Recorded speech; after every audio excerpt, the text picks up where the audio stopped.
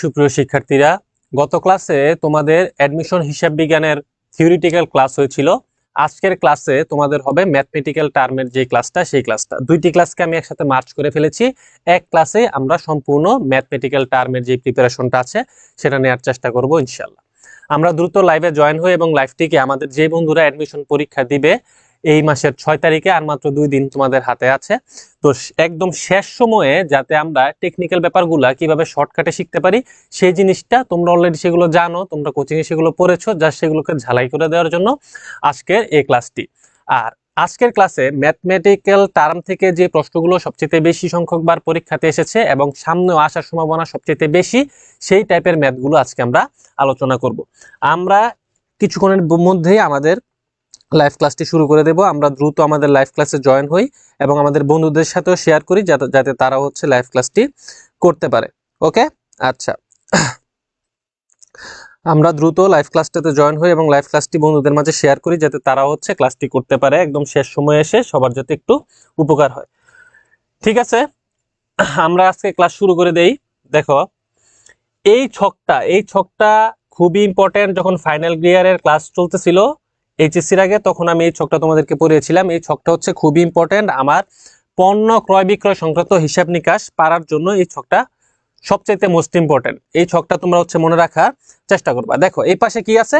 এই পাশে আছে আমার প্রারম্ভিক মজুদ, আর আছে কি কৃত পণ্যের ব্যয়। কৃত পণ্যের ব্যয় কিভাবে আমরা নির্ণয় করি? নিট ক্রয় বের করি। নিট ক্রয় কিভাবে বের করি? ক্রয় থেকে আমরা ক্রয় ফেরত, ক্রয় বাট্টা, এই সমস্ত হিসাবগুলোকে আমরা মাইনাস করে দেই, আমাদের নিট ক্রয়ের পরিমাণ বের হয়ে যায়। পরীক্ষাতে প্রশ্ন বেশি জটিল করবে না, দুই একটা হিসাবই থাকবে। আর থাকে প্রত্যক্ষ ব্যয়। প্রত্যক্ষ ব্যয়ের ভিতরে আমরা কি পাই? আমরা পাই ক্রয় পরিবহন অথবা আন্তঃপরিবহন, এছাড়া থাকতে পারে আমদানি শুল্ক। এই দুইটার বাইরে তেমন কোনো কিছু পরীক্ষাতে আসবে না। তো নিট ক্রয়ের সাথে প্রত্যক্ষ ব্যয়কে যখন আমরা যোগ করব, আমরা পাবো কি? কৃত পণ্যের ব্যয়। ক্লিয়ার? তো প্রারম্ভিক মজুদ আর কৃত পণ্যের ব্যয়, এই পাশটা সবসময় সমান হবে কোন পাশের? এই পাশের। এই পাশে কি আছে? আমার বিক্রিত পণ্যের ব্যয়, আর আছে সমাপনী মজুদ পণ্য। তার মানে বিক্রিত পণ্যের ব্যয় যোগ সমাপনী মজুদ অ্যামাউন্ট যেই পরিমাণ হবে, প্রারম্ভিক মজুদ যোগ কৃত পণ্যের ব্যয়ের অ্যামাউন্টও কি সেম পরিমাণে কি হবে। ঠিক আছে, আচ্ছা, এখন দেখো এখানে একটা ছোট্ট কথা লেখা আছে। এই কথাটা অনেক বেশি ইম্পর্টেন্ট, মনে রাখার চেষ্টা করবা। সমান চিহ্নের যে কোনো এক পাশের যোগফলকেই আমি বলতে পারি কি? আমি বলতে পারি বিক্রয়যোগ্য পণ্যের ব্যয়। বিক্রিত পণ্যের ব্যয় আর বিক্রয়যোগ্য পণ্যের ব্যয় দুইটার ভিতরে একটু ডিফারেন্ট আছে। এই দুইটা জিনিস একটু মনে রাখার চেষ্টা করবা। ঠিক আছে, তাহলে বিক্রিত পণ্যের ব্যয় এক জিনিস, বিক্রয়যোগ্য পণ্যের ব্যয় কিন্তু আরেক জিনিস। তার মানে বিক্রিত পণ্যের ব্যয় আর সমাপনী মজুদ, এই দুইটাকে যদি আমি যোগ করি তাহলেও আমি বিক্রয়যোগ্য পণ্যের ব্যয় নির্ণয় করতে পারবো। আবার প্রারম্ভিক মজুদ আর কৃত পণ্যের ব্যয় যদি আমি যোগ করি তাহলেও আমি বিক্রয়যোগ্য পণ্যের ব্যয় বের করতে পারবো। ঠিক আছে, পরীক্ষাতে মাঝে মাঝে প্রশ্নে এই দুইটার অ্যামাউন্ট দেওয়া থাকে আর এইখানের একটার অ্যামাউন্ট দেওয়া থাকবে। তার মানে প্রারম্ভিক মজুদ আর কৃত পণ্যের ব্যয় যোগ করলে আমি বিক্রয়যোগ্য পণ্যের ব্যয় পাবো। আবার মাঝে মাঝে প্রশ্নে বিক্রিত পণ্যের ব্যয় আর সমাপনী মজুদের অ্যামাউন্ট দেওয়া থাকে আর প্রারম্ভিক মজুদের দেওয়া থাকে, কৃত পণ্যের অ্যামাউন্ট নাই। তাহলে কি আমি বিক্রয়যোগ্য পণ্যের ব্যয় বের করতে পারবো না? পারবো। বিক্রিত পণ্যের ব্যয় আর সমাপনী মজুদ যোগ করলে আমি বিক্রয়যোগ্য পণ্যের ব্যয় কি করতে পারবো? বের করতে পারবো। ক্লিয়ার? আচ্ছা, এখন আমরা পরীক্ষাতে আসার মতো কিছু ম্যাথ সলভ করি। দেখো, বলছে প্রারম্ভিক মজুদ 7,500 টাকা। প্রারম্ভিক মজুদ 7,500 টাকা, ক্রয় 52,500 টাকা, বিক্রয় বলা আছে 50,000 টাকা। লাভের হার 20% হলে সমাপনী মজুদ কত টাকা, এটা আমাকে বের করতে বলছে। তাহলে আমার ছকটা কি ছিল? আমার ছকটা ছিল এই পাশে আমার প্রারম্ভিক মজুদ যোগ কি ছিল? কৃত পণ্যের ব্যয়। কৃত পণ্যের ব্যয় এখানে ছিল কি? বিক্রিত পণ্যের ব্যয়। বিক্রিত পণ্যের ব্যয় আর এখানে ছিল সমাপনী মজুদ। তো আমাকে সমাপনী মজুদ কত টাকা সেই জিনিসটা বের করতে বলছে। তাহলে প্রারম্ভিক মজুদ আছে 7,500, আমি এখানে লিখি 7,500। ক্রয় আছে 52,500 টাকা। তার মানে নিট ক্রয়টাই আমার কৃত পণ্যের ব্যয়, অন্য কোনো অ্যামাউন্ট নাই, আমি সেই অ্যামাউন্ট লিখবো না। তাহলে এখানে আছে কত? 52,500 টাকা। তাহলে টোটাল এই পাশে কত হয়েছে? এই পাশে হয়েছে আমার 60,000 টাকা। এই পাশে হইলো আমার কত? 60,000 টাকা। তার মানে আমার এই পাশেও কত হইতে হবে? 60,000 টাকা হইতে হবে। এই পাশেও কত হইতে হবে? আমার 60,000 টাকা হইতে হবে।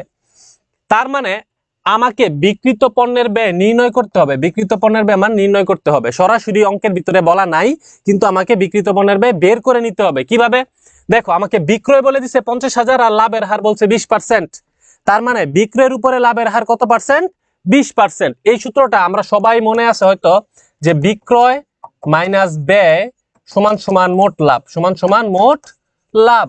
তাহলে বিক্রয়ের উপরে মুনাফার হার বলা আছে, যার উপরে মুনাফার হার বলা থাকবে তাকে ধরতে হয় 100। তাহলে বিক্রয় হচ্ছে 100, মুনাফা হচ্ছে কত? 20, আর ব্যয়ের ভাগ কত? 80 ভাগ হচ্ছে আমার ব্যয়, 80 ভাগ হচ্ছে আমার কি? ব্যয়। ঠিক আছে, তার মানে 100 থেকে 80 বাদ দিলেই কি থাকে? 20 থাকে। বিক্রয়কে কিভাবে 100 ধরলাম? কারণ লাভের হার 20% বলা আছে কার উপরে? বিক্রয়ের উপরে। যখন কোনো কিছুর উপরে বলা থাকবে না, তখন আমার ধরে নিতে হবে যে বিক্রয়ের উপরে লাভের হার কি করে আছে? আমার বলা আছে। ক্লিয়ার? তাহলে বিক্রয়কে ধরছি 100, ব্যয় হচ্ছে 80, মোট লাভ হচ্ছে কত? 20। তাহলে বিক্রয়ের টাকা আছে কত? 50,000 টাকা। তাহলে 50,000 টাকায় কত ভাগ টাকা আছে? 100 ভাগ টাকা আছে। আমি যদি কাটাকাটি করি, এক ভাগে টাকা বেরোয় 500 টাকা। এক ভাগে কত টাকা বেরোয়? এক ভাগে বেরোয় 500 টাকা। তাহলে 80 ভাগে কত টাকা বেরোবে? ইন্টু 80 সমান সমান 40,000 টাকা। এই 40,000 টাকাই হচ্ছে আমার কি? বিক্রিত পণ্যের ব্যয়। তাহলে আমার বিক্রিত পণ্যের ব্যয় কত বের করছি আমি? 40,000 টাকা। তাহলে দেখো, 60,000 টাকা হইতে সমাপনী মজুদে কত হাজার টাকা লিখতে হবে? 60,000 থেকে 40,000 যদি আমি বাদ দেই, 20,000 টাকা হচ্ছে আমার কি? সমাপনী মজুদ পণ্য। তাহলে আমার উত্তর হবে কোনটা? উত্তর হবে ক, 20,000 টাকা। উত্তর হবে ক, 20,000 টাকা। ক্লিয়ার এটা? আচ্ছা, সেম টাইপের একটা সমস্যা আমরা পরের ম্যাথে করি। দেখো, ক্লাসটা আপলোড দিয়ে দেওয়া হবে, একটু দেখে নিও। এখানে বলছে দেখো, রংধনু শু স্টোরের প্রারম্ভিক মজুদ। অ্যাকাউন্টিং প্রশ্ন যখন পরীক্ষাতে অ্যান্সার করবা, প্রশ্নের শেষে তোমার কাছে কি জানতে চাইছে সেটা আগে পড়বা। দেখো, আমার কাছে শেষে জানতে চাইছে বিক্রয় যোগ্য পণ্যের ব্যয় কত? বিক্রয় যোগ্য পণ্যের ব্যয়, তার মানে ছকের দুই পাশের যে কোনো এক পাশের যোগফলই আমার বিক্রয়যোগ্য পণ্যের ব্যয়। দেখি কি কি আছে। প্রারম্ভিক মজুদ বলছে 25,000 টাকা, ক্রয় বলছে 50,000, ক্রয় ফেরত 2,500, আন্তঃপরিবহন 15,000, সমাপনী মজুদ 20,000। এখন দেখো, এক পাশের দুইটার অ্যামাউন্টটি আমার কাছে বলা আছে, প্রারম্ভিক মজুদও বলা আছে, ক্রয় দেওয়া আছে, তার মানে কৃত পণ্যের ব্যয় আমি বের করতে পারবো। কিন্তু সমাপনী মজুদ শুধু সিঙ্গেল, এটা আমাকে দিছে কনফিউজ করার জন্য, আমি যাতে 20,000 টাকা প্লাস মাইনাসে নিয়ে আসি, কিন্তু 20,000 টাকা এখানে আসবেই না, কারণ যে কোনো এক পাশের যোগফলই বিক্রয়যোগ্য পণ্যের ব্যয়। তাহলে 25,000 টাকা হচ্ছে আমার কি? প্রারম্ভিক মজুদ, এর সাথে যোগ হবে কৃত পণ্যের ব্যয়। তাহলে কৃত পণ্যের ব্যয় কত? 50,000 টাকা থেকে মাইনাস হবে কত হাজার টাকা? 2,500 টাকা। তাহলে 50,000 মাইনাস 2,500, ওকে দিলাম 50,000 থেকে 2,500, আমার নিট ক্রয় কি হলো? বের হয়ে গেল। এর সাথে যোগ হবে কি? এর সাথে যোগ হবে আন্তঃপরিবহন 15,000 প্রত্যক্ষ ব্যয়। এই যে আমার কৃত পণ্যের ব্যয় নির্ণয় হয়ে গেল। তাহলে প্লাস মাইনাস করলে কত টাকা হয়? দেখো তো, এটা থেকে যদি 50,000 থেকে 2,500 বাদ দেই, তাহলে থাকে 47,500। 47,500 যোগ কত হাজার? যোগ হচ্ছে 15,000। তাহলে কত হবে? 47,500 আর 10,000, 57,500, 62,500 টাকা। 62,500 টাকা। এই 62,500 হচ্ছে আমার কৃত পণ্যের ব্যয়। কৃত পণ্যের ব্যয়ের সাথে আমি যদি এখন প্রারম্ভিক মজুদ পণ্য যোগ করি, তাহলে আমি পাবো কি? বিক্রয়যোগ্য পণ্যের ব্যয়।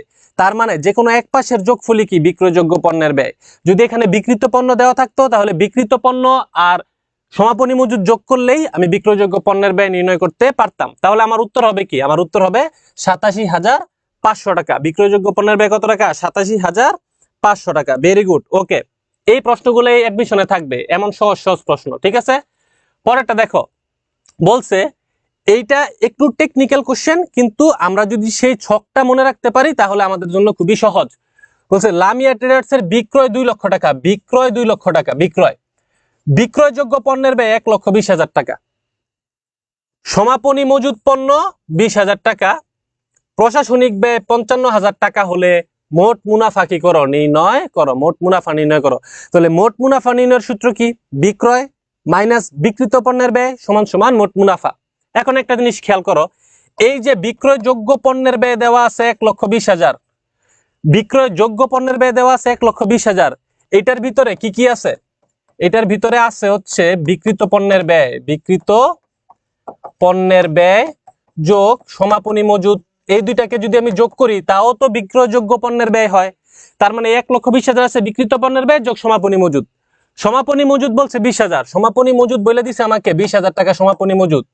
তাহলে 1,20,000 হইতে কত টাকা লাগে? 1 লক্ষ টাকা লাগে। তাহলে 1 লক্ষ টাকা আমার বিক্রিত পণ্যের ব্যয়, এটা আমি বের করতে পারছি। ক্লিয়ার? তাহলে 1 লক্ষ টাকা যদি বিক্রিত পণ্যের ব্যয় হয়, বিক্রয় যদি হয় 2 লক্ষ টাকা, 2 লক্ষ থেকে আমি বিক্রিত পণ্যের ব্যয় 1 লক্ষ যদি মাইনাস করে দেই, আমার মোট লাভ হবে কত টাকা? মোট লাভ হবে 1 লক্ষ টাকা। ঢাকা বিশ্ববিদ্যালয়ে 18-19 সেশনে আসছে, মানে আমি যেই সেশনে পরীক্ষা দিছি সেই সেশনে এটা আসছিল, একদম ইজি। এইরকম ইজি ইজি প্রশ্নই তোমাদের পরীক্ষাতে কি হবে?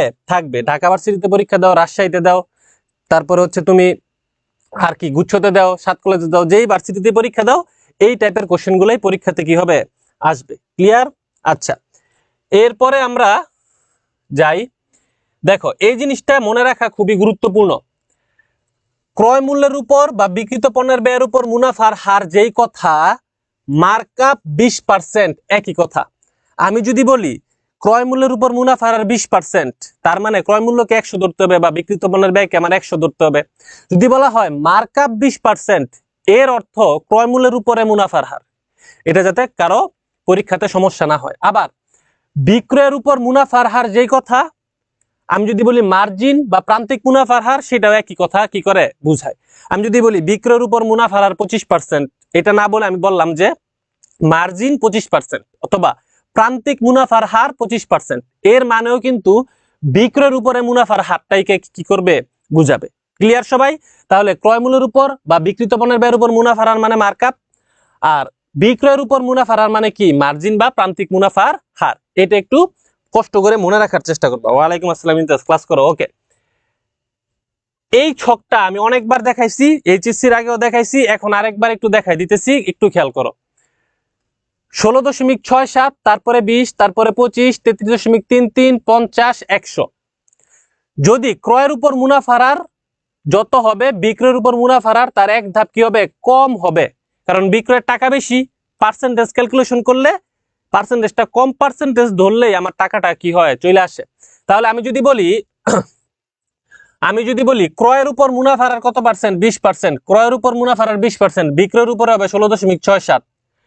ক্রয়ের উপরে যদি মুনাফা থাকে 33.33, বিক্রয়ের উপরে হবে কত পার্সেন্ট? 25%। ক্লিয়ার সবাই? এই জিনিসটা মনে রাখার একটু চেষ্টা করবা। ক্লিয়ার? আবার বিক্রয়ের উপর মুনাফার যত হবে, ক্রয়ের উপরে এক ধাপ বেশি হবে। বুঝা গেছে? বিক্রয়ের উপরে যদি হয় কত? 33.33, ক্রয়ের উপরে হয়ে যাবে কত? তখন 50 হয়ে যাবে। তার মানে বিক্রয়ের উপর মুনাফার হার দেওয়া থাকলে ক্রয়ের উপরে এক ধাপ বাড়বে।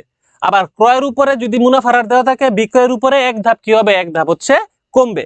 এই সিরিয়ালটা জাস্ট মনে রাখতে পারলেই আমরা অনেক কিছু কি সহজে বুঝতে পারবো। ক্লিয়ার সবাই? আচ্ছা, এই সিরিয়ালটা আমাদের মনে রাখতে হবে। এই সিরিয়ালের বাইরে হচ্ছে অ্যাডমিশনে কোশ্চেন আসবে না, এই সিরিয়ালের ভিতরেই আসবে। ওকে, আমাদের আজকে অনেকগুলা টপিক, যেহেতু আগেই তোমাদের পড়া, আমি জাস্ট রিভাইজ দিতেছি আমরা, ঠিক আছে? আচ্ছা, এটা দেখো, বলছে যদি বিক্রিত পণ্যের ব্যয় 20,000 টাকা ও প্রান্তিক মুনাফা 20% হয়, তবে বিক্রয় কত টাকা? যদি বিক্রিত পণ্যের ব্যয় 20,000 টাকা ও প্রান্তিক মুনাফা 20% হয়, তার মানে প্রান্তিক মুনাফা মানে কি? বিক্রয়ের উপরে মুনাফার হার, বিক্রয়ের উপরে মুনাফার হার। তাহলে বিক্রয়ের উপরে মুনাফার হার 20% হলে ক্রয়ের উপরে কি হবে? এক ধাপ বেশি, 25%। ক্রয়ের উপরে কত পার্সেন্ট হবে? 25% হবে। আচ্ছা, তাহলে যার উপরে মুনাফার হার বলা আছে তাকে ধরতে হবে 100। তাহলে বিক্রয়কে আমার ধরতে হবে কত? 100। মুনাফার হার কত আছে? 20 আছে। মুনাফার হার আছে কত? 20। তাহলে মাইনাস হবে কত? 80। তার মানে বিক্রিত পণ্যের ব্যয় কত? বিক্রিত পণ্যের ব্যয় হচ্ছে 80 ভাগ টাকা। কত ভাগ টাকা? 80 ভাগ টাকা। তাহলে আমার কি করতে হবে? বিক্রয় বের করতে গেলে 20,000-কে ভাগ দিতে হবে কত দ্বারা? 80 দ্বারা। গুণ দিতে হবে কত দ্বারা? 100 দ্বারা। কেন 100 দ্বারা গুণ দিব? কারণ বিক্রয় হচ্ছে 100 ভাগ। কেন বিক্রয় 100 ভাগ? কারণ বিক্রয়ের উপরে মুনাফার হার বলা আছে, যার উপরে মুনাফার হার বলা থাকবে তাকেই ধরতে হবে কত? 100। তাহলে আমি যদি কাটাকাটি করি, 0 0 কাটা দেই, 8 দিয়ে যদি কাটি, 4 দুগুণে 8, এখানে হবে 5, আর 4 দিয়ে যদি কাটি, 4 একে 4, 4 5 20, এখানে হবে 5,000। ঠিক আছে? তাহলে 5 × 5 কত? 5,000 × 5 কত হয়? 25,000 টাকা হয়। কত হয়? 25,000 টাকা। তাহলে আমার উত্তর হবে কত? উত্তর হবে ক, 25,000 টাকা। উত্তর হবে ক, 25,000 টাকা। ক্লিয়ার? আচ্ছা, পরেরটা আমরা যাই। দেখো এটাতে কি বলছে? বলছে প্রারম্ভিক মজুত পণ্য 10,000 টাকা, ক্রয় 5 লক্ষ টাকা। এই টপিকটা কেন আমি 4-5টা করাইতেছি? কারণ এই টপিক থেকে একটা প্রশ্ন আসবেই।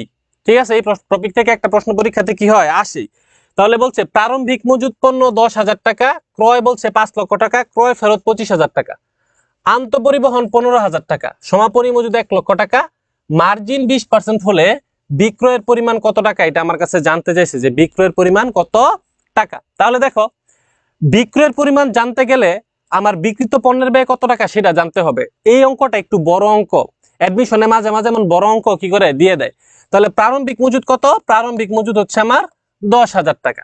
আগে আমি বিক্রিত পণ্যের ব্যয় আবার বের করতে হবে। প্রারম্ভিক মজুদ পণ্য আছে 10,000 টাকা, ক্রয় 5 লক্ষ থেকে ক্রয় ফেরত 25,000 টাকা যদি আমি বাদ দেই, তাহলে আমার নিট ক্রয় হচ্ছে 4,75,000 টাকা। নিট ক্রয় 4,75,000 টাকা। আর আন্তঃপরিবহন আছে 15,000 টাকা, যোগ দিয়ে দেই 15,000 টাকা। তাহলে 4,85,000 আর 10,000 যদি আমি যোগ করি তাহলে হবে 4,95,000। কত হবে? 4,95,000 টাকা। ঠিক আছে, ওকে, সরি 80, 90, 5 লক্ষ টাকা। টোটাল কত টাকা এখানে? 5 লক্ষ টাকা। এই পাশে হয়েছে কত টাকা? 5 লক্ষ টাকা। আর সমাপনী মজুদ বলা আছে কত টাকা? 1 লক্ষ টাকা। সমাপনী মজুদ বলা আছে আমার 1 লক্ষ টাকা। তাহলে আমার বিক্রিত পণ্যের ব্যয় কত? বিক্রিত পণ্যের ব্যয় হচ্ছে আমার 4 লক্ষ টাকা। বিক্রিত পণ্যের ব্যয় কত টাকা? বিক্রিত পণ্যের ব্যয় হচ্ছে আমার 4 লক্ষ টাকা। আমি বিক্রিত পণ্যের ব্যয় কি করলাম? বের করে ফেললাম। এখন বলছে মার্জিন 20%। মার্জিন মানে বিক্রয়ের উপর মুনাফার হার। বিক্রয়ের উপর মুনাফার হার যদি 20% হয় তাহলে বিক্রয় হচ্ছে 100, বিক্রিত পণ্যের ব্যয় হচ্ছে কত ভাগ? 80 ভাগ। তাহলে এই যে 4 লক্ষ টাকা, এই 4 লক্ষ টাকাকে এখন আমার ভাগ দিতে হবে কত দ্বারা? 80 দ্বারা। গুণ দিতে হবে কত দ্বারা? 100 দ্বারা। তাহলে আমি বিক্রয়ের টাকাটা কি হয়ে যাব? বের করে ফেলতে পারবো। ক্লিয়ার সবাই? তাহলে 0 0 কি কাটা, 8 একে 8, 5 8 কত? 40, 1 2 3টা 0। তাহলে 5,000 × 100 সমান সমান কত টাকা হয়? 5 লক্ষ টাকা। তাহলে আমার বিক্রয়ের পরিমাণ হবে কত টাকা? আমার বিক্রয়ের পরিমাণ হবে 5 লক্ষ টাকা। বিক্রয়ের পরিমাণ কত টাকা হবে? 5 লক্ষ টাকা হবে। ক্লিয়ার? এটাও কিন্তু অ্যাডমিশনে আসা একটা কোশ্চেন। ওকে, আমাদের এই টপিক শেষ। আমরা এখন নতুন টপিকে যাব। দেখো এই দুইটা লাইন মনে রাখা একদম খুব বেশি কি ইম্পর্টেন্ট, অনেক বেশি ইম্পর্টেন্ট। এই দুইটা লাইন মনে রাখা, পরীক্ষাতে এই দুইটা লাইন থেকে একটা অবজেক্টিভ চলে আসে। ক্লিয়ার? দেখো মূল্যস্ফীতির সময় অধিক কার্যকর কি? লিফো, মানে লাস্ট ইন ফার্স্ট আউট। মূল্যস্ফীতি মানে কি? পণ্য দ্রব্যের দাম যখন বাড়তে থাকে তখন উপযুক্ত কোনটা? লিফো। পরীক্ষাতে এইভাবে প্রশ্ন আসে, মূল্যস্ফীতির সময় কার্যকর নয় কোনটি? মূল্যস্ফীতি দেখে কিন্তু তখন লিফো দাগাই দিও না। বলবে অধিক কার্যকর, এটা বলবে না, বলবে মূল্যস্ফীতির সময় কার্যকর নয় কোনটি, তখন উত্তর হয়ে যাবে উল্টা ফিফো। বুঝা গেছে? তার মানে মূল্যস্ফীতির সময় কার্যকর লিফো, কার্যকর নয় ফিফো। ক্লিয়ার? এই কার্যকর নাকি কার্যকর না, এইভাবে প্রশ্নটা ঘুরাইতে পারে, এটা খেয়াল করে দিবা। আর কেন এটা? কারণ সমাপনী মজুদ, লাভ ও আয়কর কি দেখানো হয়? কম দেখানো হয়। আবার মালের নিম্নগামী বাজার যখন থাকে তখন উপযুক্ত কি? ফিফো।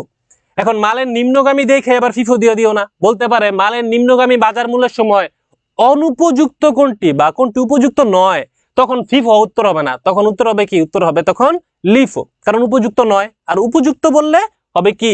ফিফো। ক্লিয়ার? এই দুইটা লাইন থেকে ঢাবিতে প্রশ্ন আসার সম্ভাবনা আছে, না আসলেও অন্য যে কোনো একটা ইউনিভার্সিটিতে এই দুইটা লাইন থেকে একটা প্রশ্ন পরীক্ষাতে আসার সম্ভাবনা 100%। ওকে, আমরা তাহলে পরের স্লাইডে যাই। দেখো এই যে একটা প্রশ্ন, এই প্রশ্নটা এটা হচ্ছে 20 21 হবে, আমি উল্টাপাল্টা লিখে ফেলছি। আচ্ছা, প্রশ্নটা দেখো, বলছে কি, আমরা আগে একটা জিনিস দেখি, সমাপনী মজুদ কম হলে লাভ ও আয়কর কম হবে। এই লাইনটা মুখস্থ করে ফেলবা, আগেও পড়াইছি। সমাপনী মজুদ কম হলে লাভও কম হবে, আয়করও কম হবে। সমাপনী মজুদ পণ্য যদি বেশি হয় লাভও বেশি হবে, আয়করও কি হবে? বেশি হবে। প্রশ্নটা পড়ি, বলছে সমাপনী মজুদের ক্রয় মূল্য 15,000 টাকা, বাজার মূল্য 12,500 টাকা। তাহলে আমরা কোনটা ধরবো? 12,500 টাকা আমরা ধরবো, কারণ রক্ষণশীলতার নীতি অনুযায়ী সমাপনী মজুদ যেটা কম সেটাকে কি করতে হয়? ধরতে হয়, যাতে আমার লাভ আর আয়করও কি হয়? কম আসে। ক্লিয়ার সবাই? লাভ বেশি দেখানো যাবে না। যা বছর শেষে মজুদ পণ্যের গণনা থেকে বাদ পড়েছে, তাহলে কি পড়েছিল? বাদ পড়েছিল। যদি বাদ পড়ে তাহলে আমি মজুদ পণ্য দেখাইছিলাম কত, শূন্য। বাদ পড়ছে মানে মজুদ পণ্য আমি দেখাইছিলাম কত, শূন্য। ওকে, এটি যদি সঠিকভাবে লিপিবদ্ধ হয় তাহলে কি হবে? আগে ছিল শূন্য, এখন আমি সঠিকভাবে লিপিবদ্ধ করছি, আমি লিখছি 12,500 টাকা। তাহলে দেখো, যখন আমি লিপিবদ্ধ করি নাই তখন মজুদ পণ্য কি ছিল? মজুদ পণ্য ছিল কম, ঠিক আছে, মজুদ পণ্য ছিল কম। যখন লিপিবদ্ধ করছি শূন্য থেকে, মজুদ পণ্য বেড়ে 12,500 টাকা হয়ে গেছে। তাহলে মজুদ পণ্য কি হয়েছে? বাড়ছে। কত টাকা বাড়ছে? 12,500 টাকা বাড়ছে। আর মজুদ পণ্য বাড়লে আমার লাভও কি হয়? বাড়ে, আয়করও বাড়ে। এখন দেখো, এখানে বলা আছে মুনাফা 12,500 টাকা কি হবে? বাড়বে, এটাই আনসার। কারণ মজুদ পণ্য আমার বাইরে গেছে, লিপিবদ্ধ করার পরে 12,500, আগে ছিল শূন্য, তখন লিপিবদ্ধ করি নাই, লিপিবদ্ধ করছি, বাইরে কত হয়ে গেছে? 12,500 হয়ে গেছে। আমার মুনাফাও 12,500 টাকা কি হবে? বেড়ে যাবে। ক্লিয়ার? একদম ইজি একটা কোশ্চেন। ওকে, এরপর দেখো,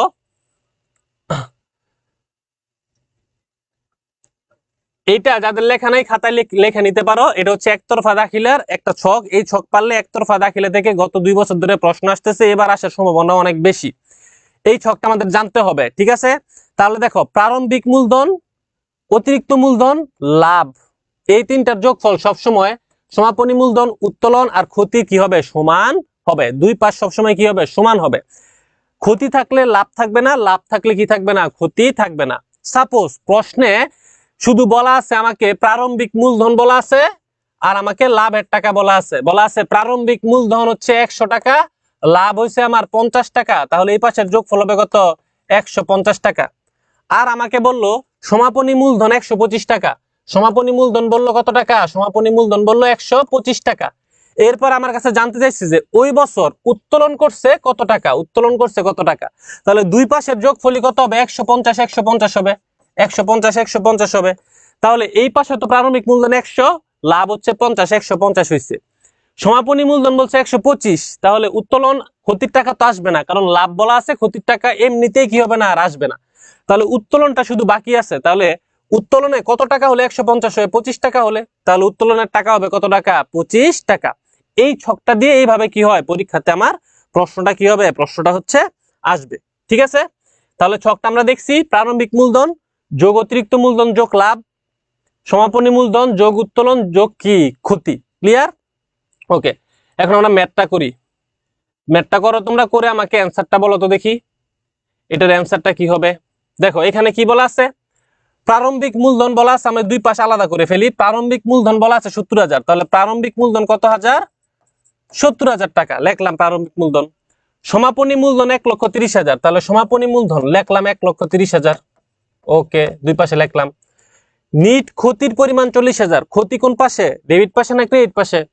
ক্রেডিট পাশে। কত হাজার? 40,000, তাহলে আমি ক্ষতি লিখলাম কত হাজার? 40,000। তারপরে বলছে উত্তোলনের পরিমাণ 50,000, উত্তোলন কোন পাশে? ক্রেডিট পাশে, উত্তোলন লিখলাম 50,000। আর কিছু কি বলা আছে? বলা নাই। বলছে অতিরিক্ত মূলধন কত টাকা প্রদান করে, অতিরিক্ত মূলধন আসে কোন পাশে? এই পাশে অতিরিক্ত মূলধন আসে। আমি যদি এগুলোকে যোগ করি তাহলে কত হয়? 0 0 0 0 5 6 7 8 9 10 11 12, 2 হাতে থাকে 1, 2,20,000 টাকা, 2,20,000 টাকা, 2,20,000 টাকা। এই পাশে হবে কত টাকা? 2,20,000 টাকা, দুই পাশে সমান হবে। তাহলে এই পাশে আসে শুধু 70,000, তাহলে আরো কত টাকা যোগ করলে 2,20,000 হবে? আরো 1,50,000 টাকা যদি আমি যোগ করি তাহলে আমার 2,20,000 টাকা হবে। তাহলে এই যে 1,50,000 টাকা, এটাই হচ্ছে আমার কি? এটাই হচ্ছে আমার অতিরিক্ত মূলধন। তাহলে আমার উত্তর হবে কত? উত্তর হবে ক, 1,50,000 টাকা। এই প্রশ্নগুলো অ্যাডমিশনে আসে, একদম ইজি ইজি প্রশ্ন, যদি আমরা মাথা ঠান্ডা করে পরীক্ষাতে অ্যান্সারটা করতে পারি। পরীক্ষার হলে গেলেও দেখবা এই কোশ্চেনগুলো এই পরীক্ষাতে কি আসতেছে, ঠিক আছে? ওকে, বুঝা গেছে এটা? তাহলে আরেকটা করো। ও, আরেকটা নাই, একটাই আছে। তাহলে এই অঙ্কটা একটু দেখো, এটা হচ্ছে আমার আরেকটা অধ্যায়।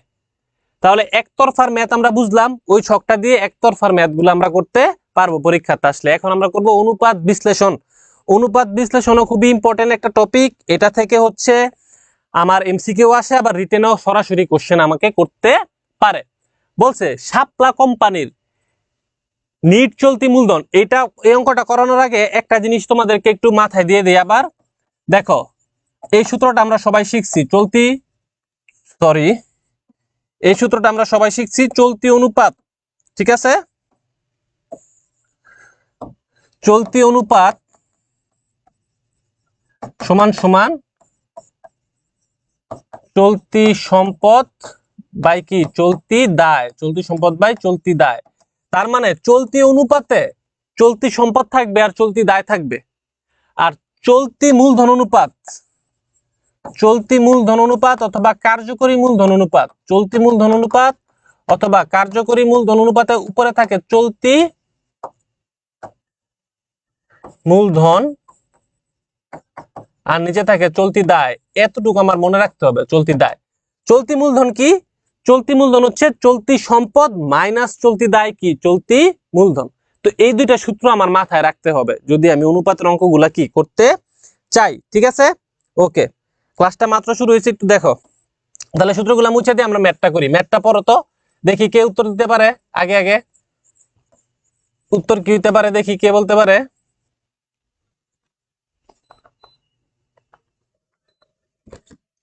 ওকে,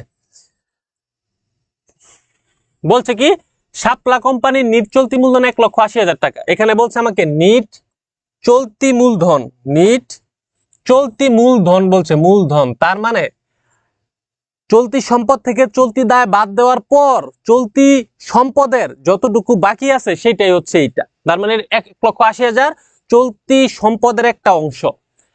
চলতি অনুপাত 3:2, উক্ত কোম্পানির চলতি সম্পত্তির পরিমাণ কত টাকা।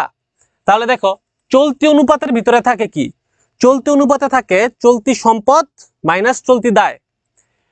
এই যে চলতি মূলধন, এখানে চলতি সম্পদ থেকে চলতি দায় মাইনাস করার পর যে টাকা, সেই টাকা 1,80,000। এই যে 3 হচ্ছে চলতি সম্পদের অনুপাত, 2 হচ্ছে চলতি দায়ের অনুপাত। তাহলে 3 থেকে আমি যদি 2 কি করি বাদ দিয়ে দেই, তাহলে 1/2 টাকা বেরোবে। কত ভাগের টাকা বেরোবে? 1/2 টাকা বেরোবে। তাহলে সেই 1/2 টাকা হচ্ছে আমার নিট চলতি মূলধন। তাহলে এটা কয় ভাগের টাকা? এটা হচ্ছে 1/2 টাকা। কত ভাগের টাকা? এটা হচ্ছে আমার 1/2 টাকা।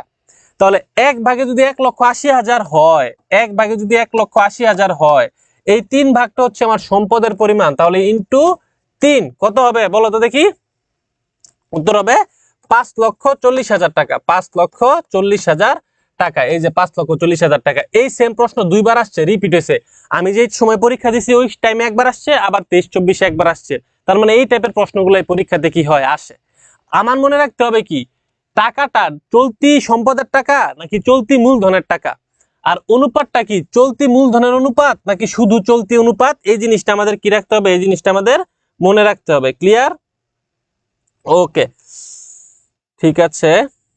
আচ্ছা, শেষ, সহজ। তারপরে আমরা পরবর্তী স্লাইডে যাই। এইটা দেখো বলছে কি, এটাও একটা ভার্সিটির কোশ্চেন, আমার লিখতে ভুলে গেছি। চলতি মূলধন 1,80,000 টাকা। ও এটা হচ্ছে সেমি, মানে দুইটা সেম। তাহলে আমি কি চলতি মূলধন বলা আছে 1,80,000, আর চলতি মূলধন অনুপাত, দেখো চলতি মূলধন অনুপাত, আগেরটা ছিল চলতি অনুপাত, এটা হচ্ছে চলতি মূলধন অনুপাত। তাহলে এই দুই হচ্ছে চলতি মূলধন, চলতি মূলধন। আর এই এক হচ্ছে চলতি দায়। আর এই দুইটাকে যদি আমি যোগ করি তাহলে আমি পাবো চলতি সম্পদ। তাহলে চলতি সম্পদ কত? চলতি সম্পদ হচ্ছে 3 আর 2 যোগ করলে কত হয়? 2 যোগ 1 কত হবে? হবে 3। চলতি সম্পদের ভাগ কত হবে? 3 ভাগ। আমাকে চলতি মূলধন বলছে 1,80,000 টাকা। তাহলে এই যে দুইটাই কি আমার চলতি মূলধন। তাহলে 1,80,000 কত ভাগ টাকা আছে? 2 ভাগ টাকা আছে। কারণ চলতি মূলধন অনুপাত বলছে, চলতি মূলধন অনুপাতের উপরে থাকে চলতি মূলধন, নিচে থাকে চলতি দায়। তাহলে এটা হচ্ছে চলতি মূলধন আর 1 হচ্ছে চলতি দায়। তাহলে চলতি মূলধন 2, তাহলে চলতি মূলধনের টাকা আছে 1,80,000। তাহলে 1,80,000 কত ভাগ টাকা? 1,80,000 হচ্ছে আমার 2 ভাগ টাকা। তাহলে এটাকে 2 দিয়ে ভাগ দিব, গুণ দিব কত দ্বারা? 3 দ্বারা। যেটা বেরোবে সেটাই আমার কি অ্যান্সার। 3 নং 27, 2,70,000 টাকা। তাহলে আমার চলতি সম্পদ কত? আমার চলতি সম্পদ হচ্ছে 2,70,000 টাকা। চলতি সম্পদ কত টাকা? 2,70,000 টাকা। একদম ইজি, জাস্ট মনে রাখতে হবে চলতি অনুপাত নাকি চলতি মূলধন অনুপাত। আবার এখানে কি চলতি মূলধন টাকা দেওয়া আছে নাকি চলতি দায়ের নাকি চলতি সম্পদের, এই জিনিসটা জাস্ট আমাদের খেয়াল রাখতে হবে। তাহলেই আমরা এটা অ্যান্সার করতে পারবো ইনশাল্লাহ। ওকে, দুইটা সেম। এই পেজটা একটা স্ক্রিনশট নিয়ে রাখো, এটা জাস্ট তোমরা মুখস্থ করবা, কারণ পরীক্ষাতে অবজেক্টিভে এভাবে প্রশ্ন আসে যে নিচের স্বল্পমেয়াদী দায় পরিশোধ ক্ষমতা যাচাই করার অনুপাত নিচের কোনটি? উত্তর হবে কি তারল্য অনুপাত। যদি তারল্য অনুপাত প্রশ্নে না থাকে তাহলে উত্তর হবে চলতি অনুপাত। তাহলে উত্তর হবে কি চলতি অনুপাত। যদি তারল্য অনুপাত প্রশ্নের অপশনে না থাকে তাহলে উত্তর হবে কি উত্তর হবে চলতি অনুপাত। দীর্ঘমেয়াদী দায় পরিশোধের ক্ষমতা হচ্ছে সচ্ছলতার অনুপাত। প্রতিষ্ঠানের দক্ষতা বা উপার্জন দক্ষতা হচ্ছে আয় অনুপাত। সম্পদের কার্যকর ব্যবহার নিশ্চিত করা হয় কার্যকারিতার অনুপাত। আর অনুপাত প্রকাশ করা যেতে পারে তিনটা উপায়ে, শতকরাতেও প্রকাশ করা যেতে পারে, বারেও প্রকাশ করা যেতে পারে, সাধারণ অনুপাতেও প্রকাশ করা যেতে পারে। এইখান থেকে একটা অবজেক্টিভ চলে আসতে পারে, এমসিকিউ চলে আসতে পারে, অথবা রিটেনও চলে আসতে পারে সরাসরি। ঠিক আছে, ওকে, তাহলে এটা একটা স্ক্রিনশট দিয়ে রাখো, এটা হচ্ছে মুখস্থ করে ফেলবা। ওকে, পরবর্তী স্লাইডে গেলাম। স্ক্রিনশট দিছো সবাই? সময় দিলাম 3 সেকেন্ড। 1 2 3। ওকে, পরবর্তী স্লাইডে চলে যাই। দেখো এই স্লাইডটা খুবই ইম্পর্টেন্ট। এই স্লাইডটা আমাদের জন্য খুবই ইম্পর্টেন্ট, কারণ আমরা এইচএসসি তে অনেকেই উৎপাদন ব্যয় এই চ্যাপ্টারটা আমরা স্কিপ করছি, অংশীদারের চ্যাপ্টারও আমরা স্কিপ করছি। তো উৎপাদন ব্যয় আমরা অনেকেই হচ্ছে কি করি নাই, পড়ি নাই এইচএসসির সময়। সেই কারণে এই উৎপাদন ব্যয় থেকে মাত্র 2 রকমের প্রশ্ন আসবে। এই 2 রকমের প্রশ্ন আমরা একটু কষ্ট করে শিখে নিব। এক টাইপের কোশ্চেন বেশি আসে, তো সেটা আমরা একটু কষ্ট করে যদি শিখে নিতে পারি তাহলে উৎপাদন ব্যয় আমাদের কোনো সমস্যা হবে না। দেখো এর ভিতরে মুখ্য ব্যয় হচ্ছে একটা ইম্পর্টেন্ট টপিক, রূপান্তর ব্যয় হচ্ছে একটা ইম্পর্টেন্ট জিনিস, উৎপাদন উপরিব্যয় হচ্ছে একটা ইম্পর্টেন্ট জিনিস, উৎপাদন ব্যয় বা কারখানা ব্যয় হচ্ছে একটা ইম্পর্টেন্ট জিনিস। এই 4টা টপিক থেকে পরীক্ষাতে প্রশ্ন আসে। মুখ্য ব্যয়, রূপান্তর ব্যয়, উৎপাদন উপরিব্যয়, আর হচ্ছে উৎপাদন ব্যয় বা কারখানা ব্যয়। ঠিক আছে, ওকে। মুখ্য ব্যয়ের ভিতরে সর্বোচ্চ 3টা জিনিস তোমরা পরীক্ষাতে পাবা। সর্বোচ্চ সকল প্রত্যক্ষ ব্যয়, সকল প্রত্যক্ষ ব্যয় হচ্ছে মুখ্য ব্যয়। প্রত্যক্ষ কাঁচামাল, প্রত্যক্ষ মজুরি, অন্যান্য প্রত্যক্ষ খরচ, সকল প্রত্যক্ষ খরচই হচ্ছে আমার মুখ্য ব্যয়। ক্লিয়ার? রূপান্তর ব্যয় পড়ার আগে উৎপাদন উপরিব্যয় দেখি। যত পরোক্ষ খরচ আছে, যত পরোক্ষ খরচ, পরোক্ষ শ্রম, পরোক্ষ মজুরি, মানে পরোক্ষটা থাকলেই হয়েছে, পরোক্ষটা থাকলেই সেটা উৎপাদন উপরিব্যয় আসবে। আর আসবে কারখানা ব্যয়। কি ব্যয়? কারখানা ব্যয়। সুপারভাইজারের বেতনও কিন্তু, এই যে সুপারভাইজারের বেতন, সুপারভাইজার কোথায় থাকে? কারখানায় থাকে। আবার বললাম কারখানার বিদ্যুৎ বিল, কারখানার পানি বিল, কারখানার শ্রমিকের বেতন। ঠিক আছে, কারখানার যে কোনো ব্যয় উৎপাদন উপরিব্যয় কি হবে? উৎপাদন উপরিব্যয় আসবে। ঠিক আছে, উৎপাদন উপরিব্যয় বুঝলাম। রূপান্তর ব্যয় জিনিসটা আবার কি? দেখো মুখ্য ব্যয়ের ভিতরে শুধুমাত্র প্রত্যক্ষ কাঁচামাল বাদ, এটা আসবে না। প্রত্যক্ষ কাঁচামাল কি হবে না? আসবে না। প্রত্যক্ষ কাঁচামাল ছাড়া এই প্রত্যক্ষ মজুরি, এই যে প্রত্যক্ষ মজুরি, অন্যান্য প্রত্যক্ষ ব্যয়, এগুলো এই দুইটা আসছে কোথা থেকে? মুখ্য ব্যয় থেকে। এই দুইটা কিসের উপাদান? মুখ্য ব্যয়ের উপাদান। ঠিক আছে, তাহলে প্রত্যক্ষ মজুরি, অন্যান্য প্রত্যক্ষ ব্যয় আর উৎপাদন উপরিব্যয়, এই যে জিনিসটা, এই 3টাকে যদি আমরা যোগ করি তাহলে আমরা পাবো রূপান্তর ব্যয়। তাহলে রূপান্তর ব্যয় হচ্ছে 2টা জিনিসের সমষ্টি, মুখ্য ব্যয় আর উৎপাদন উপরিব্যয়ের যোগফলই হচ্ছে রূপান্তর ব্যয়। শুধুমাত্র রূপান্তর ব্যয় একটা ব্যয় আসবে না, সেই ব্যয়টার নাম হচ্ছে প্রত্যক্ষ কাঁচামাল। এই প্রত্যক্ষ কাঁচামাল ছাড়া মুখ্য ব্যয় আর উৎপাদন উপরিব্যয় যত ব্যয় আছে সকল ব্যয় রূপান্তর ব্যয় কি হবে? আমার আসবে। বুঝা গেছে? ক্লিয়ার সবাই? এখন আপনাদেরকে একটা প্রশ্ন করি। আমি বললাম রূপান্তর ব্যয় 1,20,000 টাকা, আর মুখ্য ব্যয় বললাম 1,35,000 টাকা। এরপর প্রশ্ন করলাম প্রত্যক্ষ কাঁচামাল কত টাকা? দেখেন এখন প্রত্যক্ষ কাঁচামাল কত টাকা, তাহলে আমার উত্তর হবে কি? উত্তর হবে প্রত্যক্ষ কাঁচামাল হচ্ছে 15,000 টাকা। কত টাকা? 15,000 টাকা। এই দুইটার ডিফারেন্সটাই হচ্ছে আমার প্রত্যক্ষ কাঁচামাল, কারণ প্রত্যক্ষ কাঁচামাল কি রূপান্তর ব্যয়ের ভিতরে অন্তর্ভুক্ত নাই। তাহলে প্রত্যক্ষ কাঁচামাল কত টাকা? 15,000 টাকা। ওকে, আর উৎপাদন ব্যয়, উপরিব্যয় এক জিনিস, উৎপাদন ব্যয় এক জিনিস। উৎপাদন ব্যয়ের কারখানা ব্যয় হচ্ছে মুখ্য ব্যয় যোগ উৎপাদন উপরিব্যয়। উৎপাদন ব্যয় আর রূপান্তর ব্যয়ের ভিতরে কি পার্থক্য? আমি লেখাগুলো একটু মুছি। উৎপাদন ব্যয় আর রূপান্তর ব্যয়ের ভিতরে পার্থক্য একটাই, উৎপাদন ব্যয় মুখ্য ব্যয় পুরোটা আসবে, উৎপাদন উপরিব্যয়েরও সবটা আসবে। কিন্তু রূপান্তর ব্যয় মুখ্য ব্যয়ের শুধু প্রত্যক্ষ কাঁচামালের টাকাটা আসবে না, বাকি সব সেম।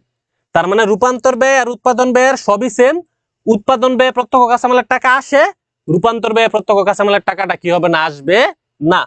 এখন আমরা সরাসরি প্রশ্ন সলভ করি, দেখি কেমন টাইপের প্রশ্ন আসে। এই টাইপের প্রশ্ন আসবে। দেখেন প্রশ্নে বলছে কারখানার প্রত্যক্ষ কাঁচামাল ব্যয় 40,000, প্রত্যক্ষ মজুরি 32,000, বিক্রয় উপরিব্যয় 12,000, রূপান্তর ব্যয় 80,000 টাকা হলে কারখানা উপরিব্যয় কত?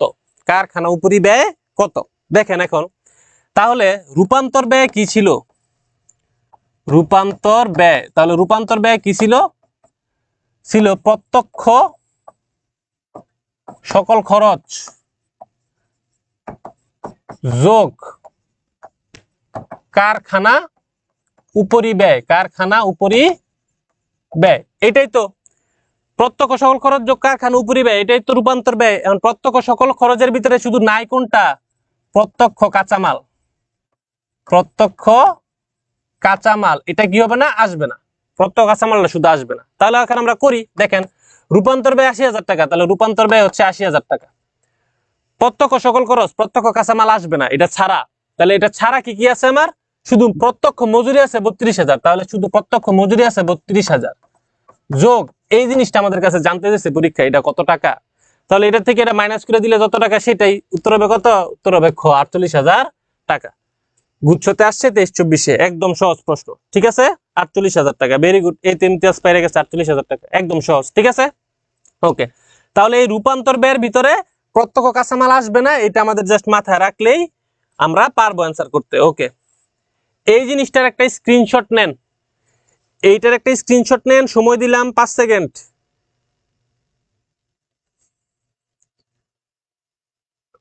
ওকে, সময় শেষ। দেখেন একটু বুঝাই দেই।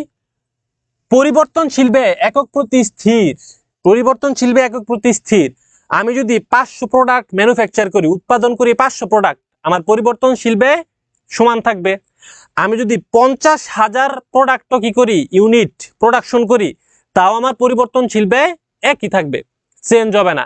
একক প্রতি পরিবর্তনশীল ব্যয় কখনো কি হয় না, চেঞ্জ হয় না। কিন্তু একক প্রতি স্থির ব্যয় চেঞ্জ হয়ে যায়।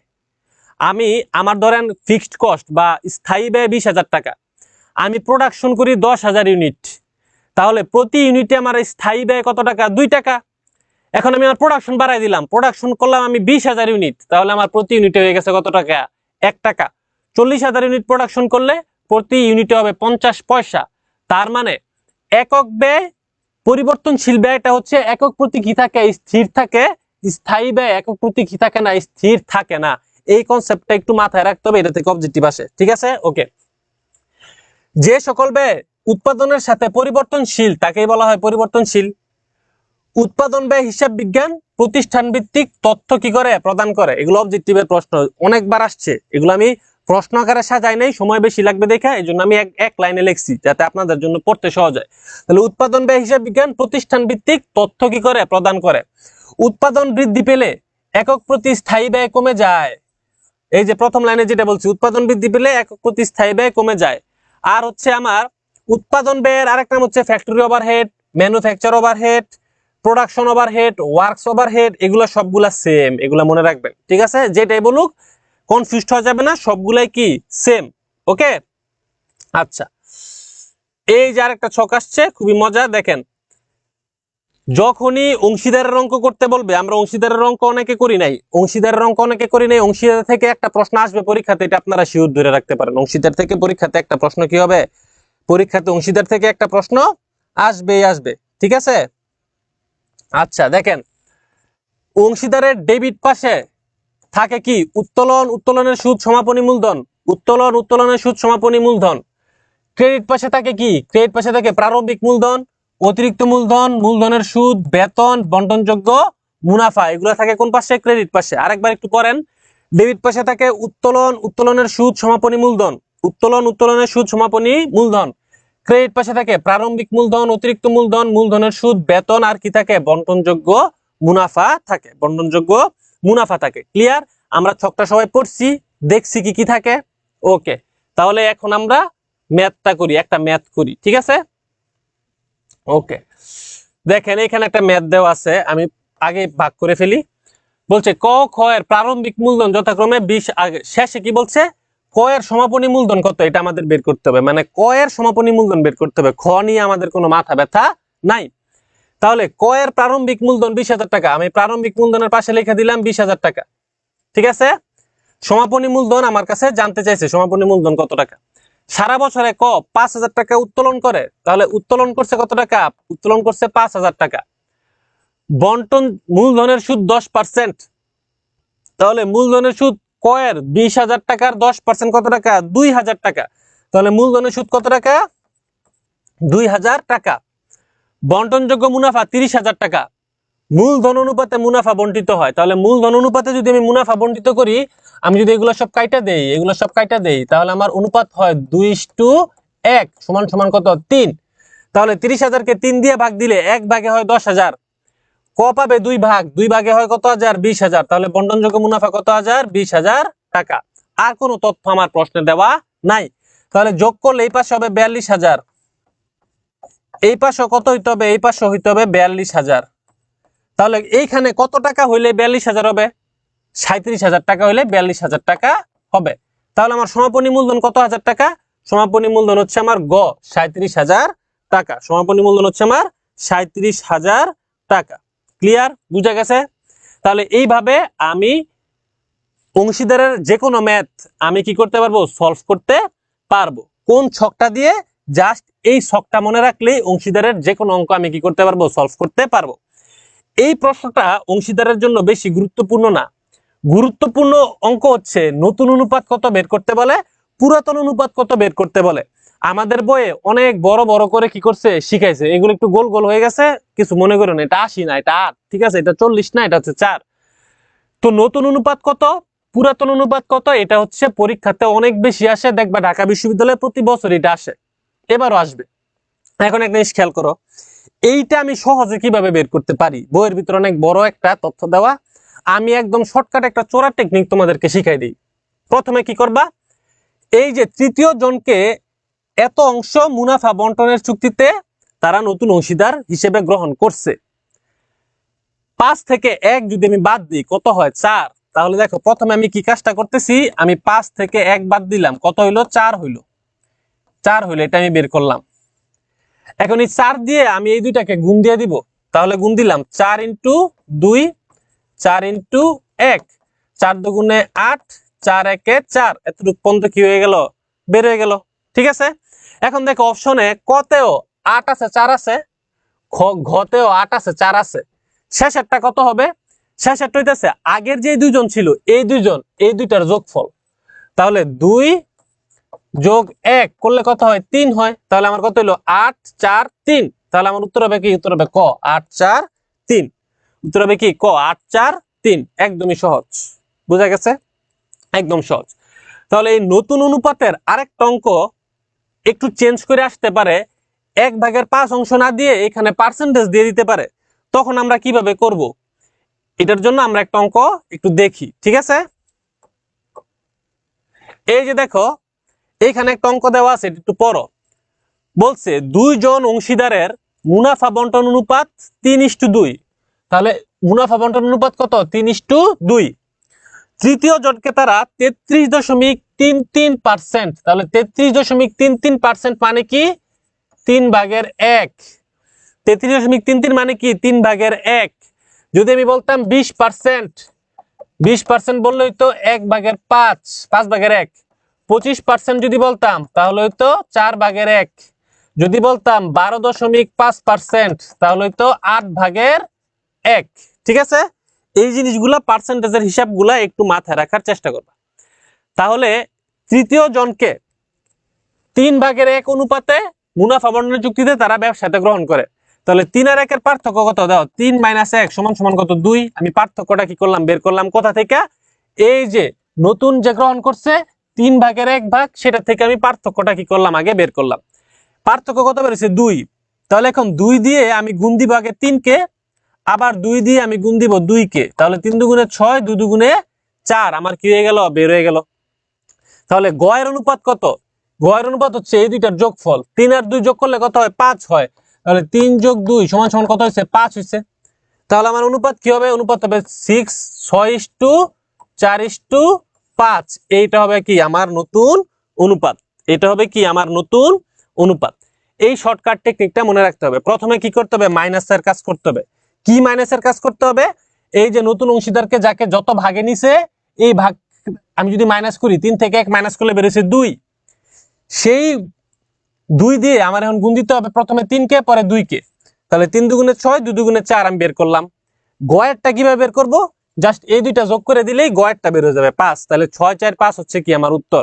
কেউ যদি পারে 15-20 সেকেন্ড এটার অ্যান্সার কি করা সম্ভব। ঠিক আছে, এই নতুন অনুপাত পরীক্ষাতে আসেই অনেকবার আসছে। ওকে, তো এইবার নতুন অনুপাত ছাড়া অন্য একটা অনুপাত আসতে পারে, সেটা নাম হচ্ছে ত্যাগ অনুপাত। কি অনুপাত আসতে পারে, ত্যাগ অনুপাত আসতে পারে।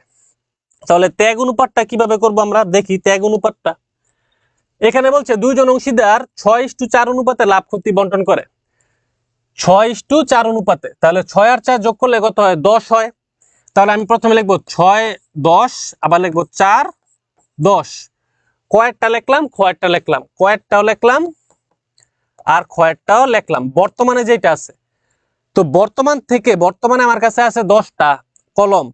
এই 10টা কলম থেকে 2টা কলম আমি একজনকে দিয়ে দিছি, যতটুকু দিয়ে দিছি সেটা বাদ দিয়ে দিলে আমি কি কতটুকু আছে সেটা পেয়ে যাব। এখানেও সেম কাহিনী। তাহলে এই যে আগের অনুপাত 6:4, এই দুইটা, এটা হচ্ছে কয়ের, এটা ক্ষয়ের। তাহলে 6 আর 4 যোগ করলে কত হয়, 10 হয়। এই যে নিচে 10 10, উপরে 6, নিচে হচ্ছে 4, কয়েরটা লিখলাম, ক্ষয়েরটা আমি লিখলাম। এটা থেকে আমি নতুন অনুপাতটাকে মাইনাস করে দিব। দেখেন এই যে 3 2 1 যদি আমি যোগ করি তাহলে কত হইতাছে, 6 হইতাছে। লিখলাম 6 6। কয়ের ভাগ কত, 3, লিখলাম 3। ক্ষয়ের কত, 2, লিখলাম হচ্ছে 2। এখন এটা থেকে জাস্ট এটাকে মাইনাস করে দিলে যেটা হবে সেটাই হচ্ছে আমার ত্যাগ অনুপাত। মাইনাস করি, তাহলে 6 10 কত হয়, 6 10 হয় হচ্ছে 60। 6 10 কত হচ্ছে 60, নরমাল লসাগু 6 10 কত 60। তাহলে 10 দিয়ে যদি আমি 60 কে ভাগ দেই তাহলে 6 10 60, 6 বের হয়। আর 6 ইন্টু 6 কত হবে, 6 ইন্টু 6 হবে 36 মাইনাস। আবার 6 10 60 10, 3 10 কত হয়, 3 10 হয় 30।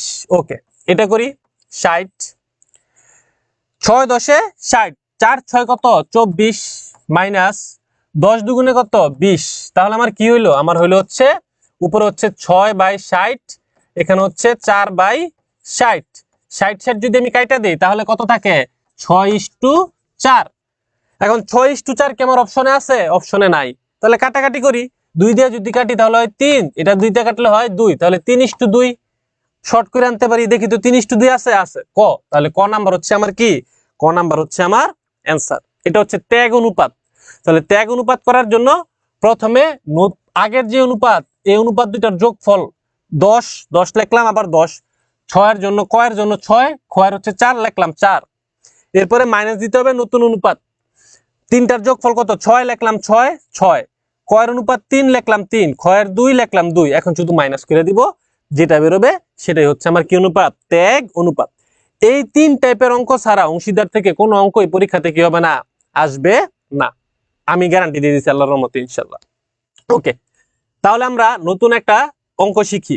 যারা কুরিন শিখতে চান, কুরিন থেকে প্রশ্ন আসে, কিন্তু কুরিন থেকে বেশিরভাগ প্রশ্ন এই প্রশ্নটা আসে। ঠিক আছে, দেনাদার অথবা আরেকটা দেনাদার না আসলে আরেকটা আসে পাওনাদার। তো কুরিনের প্রশ্ন পারার জন্য এই ছকটা আমার আগে কি করতে হবে, মুখস্থ করতে হবে। ক্লিয়ার? এই ছকটা তাহলে একটু পড়েন।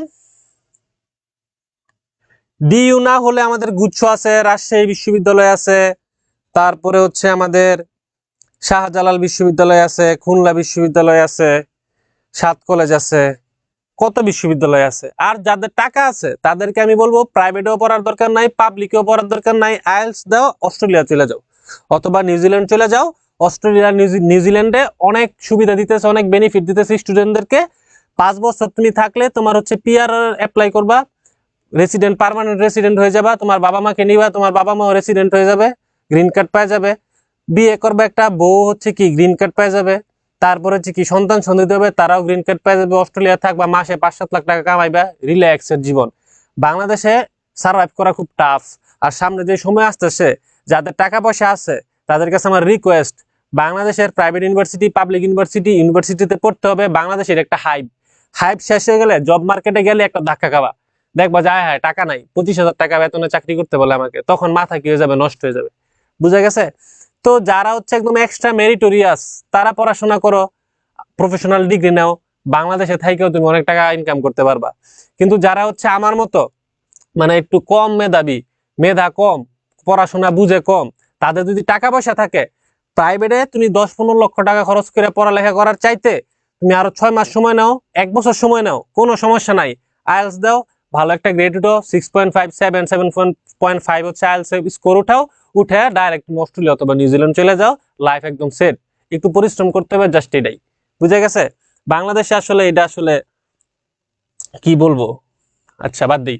তাহলে এটা দেখো, বলছে কি ডেবিট পাশে দেনাদার হিসেবে, ডেবিট পাশে কি থাকে, প্রারম্ভিক দেনাদার ডেবিট হয়, বাকিতে বিক্রয় করলেও আমার দেনাদার কি হয়, ডেবিট হয়। তার মানে ডেবিটে দুইটা জিনিস থাকবে, প্রারম্ভিক দেনাদার আর বাকিতে বিক্রয়ের পরিমাণ। একটু মনোযোগ দাও, ডেবিটে থাকবে প্রারম্ভিক দেনাদার ও বাকিতে বিক্রয়ের পরিমাণ। ক্রেডিট পাশে দেনাদার কমলে কি হয়, ক্রেডিট হয়। তাহলে দেনাদারকে কমায় কি কি, দেনাদার হতে আমি টাকা আদায় করছি, আমার দেনাদার কমে যাবে, ক্রেডিট পাশে যাবে। বিক্রয় ফেরত, বাকিতে বিক্রয় করছি, সেটা ফেরত পাঠাই দিছে, আমার দেনাদার কি হয়ে গেছে, কমে গেছে। কুরিন বা অনাদায়ী পাওনা, আমার দেনাদার কি হয়ে গেছে, কমে গেছে। দেনাদারকে আমি বাট্টা দিছি, আমার দেনাদার কি হয়ে গেছে, কমে গেছে। এরপরে যেটা থাকবে সেটা হচ্ছে আমার সমাপনী দেনাদার। তাহলে দেনাদারের দুই পাশ, ডেবিট পাশ ক্রেডিট পাশ, ডেবিট পাশে থাকে প্রারম্ভিক দেনাদার, বাকিতে বিক্রয়, আর ক্রেডিট পাশে হচ্ছে এই জিনিসগুলো থাকে। ঠিক আছে? এখন আমরা একটা ম্যাথ করি। দেখো, আগে আমি দুইটা ভাগে ভাগ করে ফেললাম। এটা হচ্ছে ঢাকা বিশ্ববিদ্যালয়ের খুব সম্ভবত 22-23 সেশনের কোশ্চেন। বলছে 2023 সালের জানুয়ারিতে দেনাদারের যে 49,000, তাহলে এটা হচ্ছে আমার প্রারম্ভিক দেনাদার 49,000 টাকা। ওকে, লিখলাম 49,000। সারা মাসে দেনাদার হতে আদায় 42,000 টাকা, তার মানে দেনাদার কমছে কত হাজার, 42,000 দেনাদার থেকে আদায় করছি। সমাপনী দেনাদার 90,000, তাহলে সমাপনী দেনাদার কত হাজার, 90,000। কুরিন অবলম্বন করা হয় 4,000, তাহলে কুরিন অবলম্বন করছি 4,000 টাকা। নগদে বিক্রয় 17,000 টাকা হলে মোট বিক্রয় কত টাকা। তাহলে এইখানে যে একটা জিনিস বাকি, সেটা আমার কি বিক্রয়, সেটা হচ্ছে আমার বাকিতে বিক্রয়। কি বিক্রয়, বাকিতে বিক্রয়। তো বাকিতে বিক্রয় আমার বের করতে হবে। তাহলে এইগুলোকে যোগ দিয়ে আমি কত টাকা হয়, 90 আর 40 কত, 90 আর 40 1,30,000, 1,30,000, 1,36,000, 1,36,000। তাহলে এই পাশে কত টাকা হবে, এই পাশে হবে 1,36,000 টাকা। আছে 49,000 টাকা। তাহলে 1,36,000 টাকা যদি আমি 49,000 টাকা বাদ দিই, কত টাকা থাকবে, 0,0,0,6, 10, 11, 12, 13, 14, 15, 16, 7, হাতে আছে 1, 4 আর 1 5, 5, 6, 7, 8, 9, 10, 11, 12, 13, 8, 87,000 টাকা। কত টাকা, বাকিতে বিক্রয় কত টাকা, 87,000 টাকা আমি বের করছি। কারণ 49,000 আর 87,000 যোগ করলে 1,36,000 টাকা হবে, 1,36,000 টাকা হবে। তাহলে 87,000 এর সাথে যদি 17,000 যোগ করি, 87 যোগ 17 যদি আমি করি, তাহলে কত হয়, 4, 1, 0, 1,04,000। তাহলে আমার উত্তর হবে কত টাকা, 1,04,000 টাকা। আমার উত্তর হবে কত টাকা, 1,04,000 টাকা। বুঝা গেছে? ক্লিয়ার? ওকে। তাহলে ওই ছকটা দিয়ে আমি এই টাইপের অঙ্ক কি করে ফেলতে পারবো। এরপর আরেকটা ছক জাস্ট দেনাদারের বিপরীত, এটা হচ্ছে পাওনাদার। পাওনাদারের যে নরমালি কি হয়, ক্রেডিট হয়। এই কারণে প্রারম্ভিক পাওনাদার ক্রেডিট পাশে, বাকিতে ক্রয় কি ক্রেডিট পাশে, জাস্ট স্থান পরিবর্তন করলো। পাওনাদারকে প্রদান ডেবিট পাশে, ক্রয় ফেরত ডেবিট পাশে, প্রাপ্ত বার্তা ডেবিট পাশে, সমাপনী পাওনাদার কোন পাশে, ডেবিট পাশে, শুধু কুরিনটা নাই।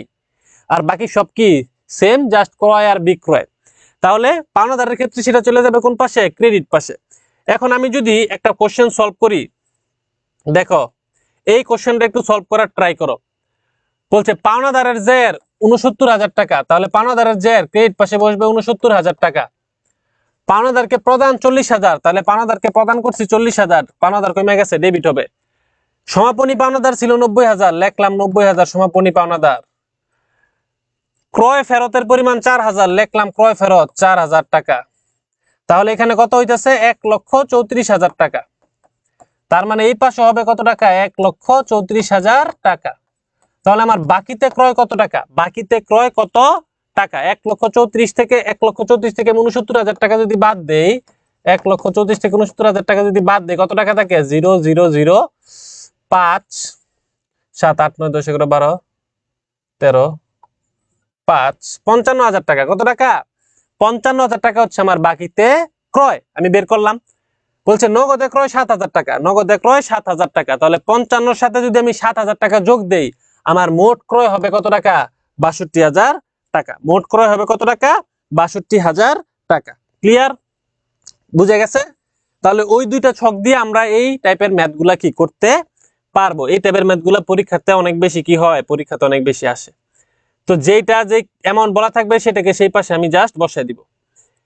এইটার একটা স্ক্রিনশট নাও, এটার একটা স্ক্রিনশট নাও, এটা হচ্ছে পড়ে নিবা, ঠিক আছে? এটা একটা স্ক্রিনশট নাও, 3 সেকেন্ড নিছো?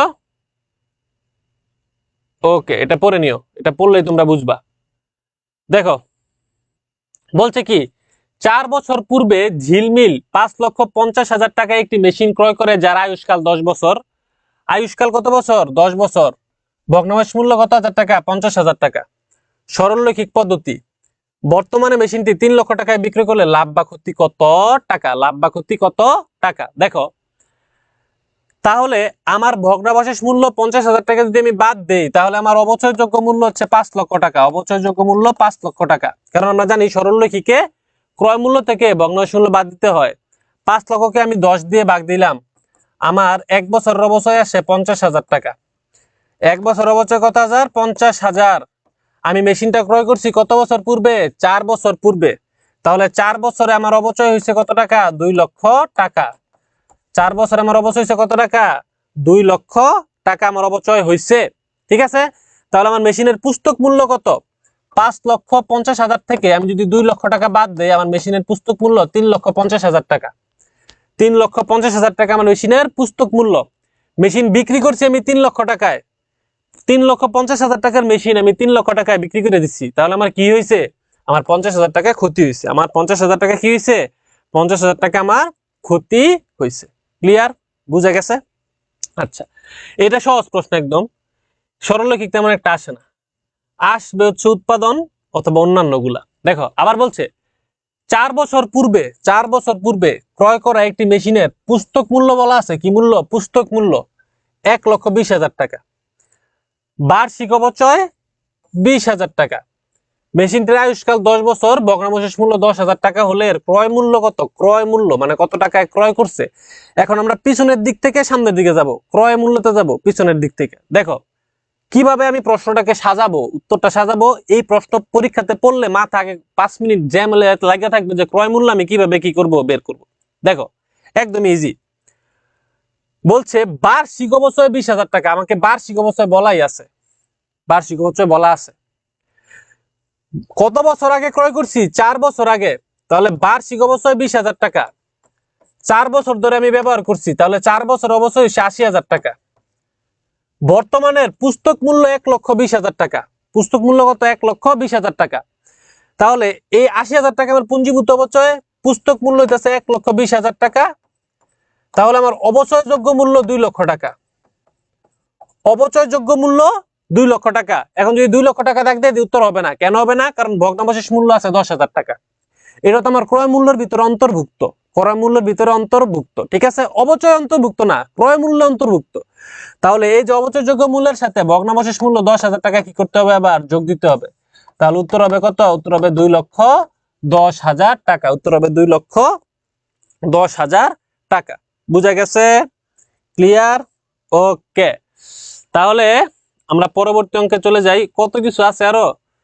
ওকে, এটা দেখো বলছে একটি মেশিন তার জীবনকালে 10,000 একক পণ্য উৎপাদন করতে পারে। 10,000 একক প্রোডাক্ট একটা মেশিন উৎপাদন করতে পারবে। মেশিনের ক্রয় মূল্য 1,10,000 টাকা, ভগ্নাবশেষ মূল্য শুধু 10,000 টাকা। এই বছর 4,000 একক পণ্য উৎপাদন করলে মেশিনের অবচয় কত টাকা হবে? এটা হচ্ছে উৎপাদন একক পদ্ধতি, যেটা তোমাদের শর্ট সিলেবাসে ছিল না, পরীক্ষাতে আসতে পারে। তাহলে সরলরৈখিক যেভাবে করছি এটাও সেম ভাবে করব আমি। তাহলে দেখো 1,10,000 ক্রয় মূল্য, ভগ্নাবশেষ মূল্য 10,000। তাহলে আমার অবচয়যোগ্য মূল্য কত? 1 লক্ষ টাকা। কারণ 1,10,000 থেকে 10,000 বাদ দিয়ে দিচ্ছি, অবচয়যোগ্য মূল্য 1 লক্ষ টাকা। মোট উৎপাদন করতে পারবে 10,000 একক। তাহলে 10,000 দিয়ে ভাগ দিলে এক পিস একটা ইউনিট প্রোডাক্ট উৎপাদন করলে অপচয় কত টাকা হবে? একটা প্রোডাক্ট উৎপাদন করলে অপচয় হবে 10 টাকা। এই বছর উৎপাদন করছি 4000, তাহলে একটা প্রোডাক্টে 10 টাকা, 4000-এ কত টাকা? 40,000 টাকা। উত্তর হবে ক 40,000 টাকা। উত্তর হবে কি ক 40,000 টাকা। বুঝা গেছে? আচ্ছা, ওকে, পরেরটায় যাই। এইটা একটু দেখেন, এটা একটু একটা টেকনিক্যাল প্রশ্ন। এই প্রশ্নটা হচ্ছে আমাদের এইচএসসি সিলেবাসের বাইরের কনসেপ্ট, কিন্তু পরীক্ষাতে আসার মতো, পরীক্ষাতে আসছে, এই কারণেই আমি এখানে দিছি। বলছে পুরাতন একটি মেশিনের পুস্তক মূল্য এত, ন্যায্য বাজার মূল্য 35,000 টাকা। ন্যায্য বাজার মূল্য কত টাকা? 35,000 টাকা।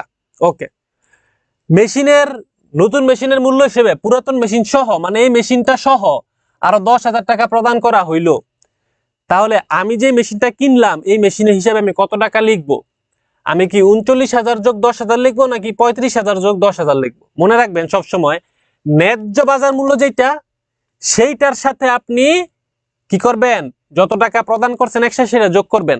তাহলে ন্যায্য বাজার মূল্য 35,000, আরো দিচ্ছেন 10,000, তাহলে আপনি আপনার মেশিন হিসেবে লিখবেন 45,000। কত হাজার টাকা? 45,000 টাকা। ঠিক আছে, একদমই সহজ। পরেরটায় চলে যাই।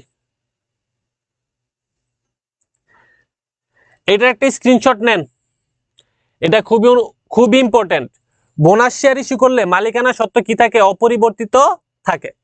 বোনাস শেয়ার ইস্যু করলে মালিকানা সত্ত্ব অপরিবর্তিত থাকে, এটা মনে রাখবেন। বাজেয়াপ্ত শেয়ার পুনর্বিক্রয়ের পর বাজেয়াপ্তকরণ হিসাবের টাকা মূলধন সঞ্চিতি হিসেবে স্থানান্তর করতে হয়।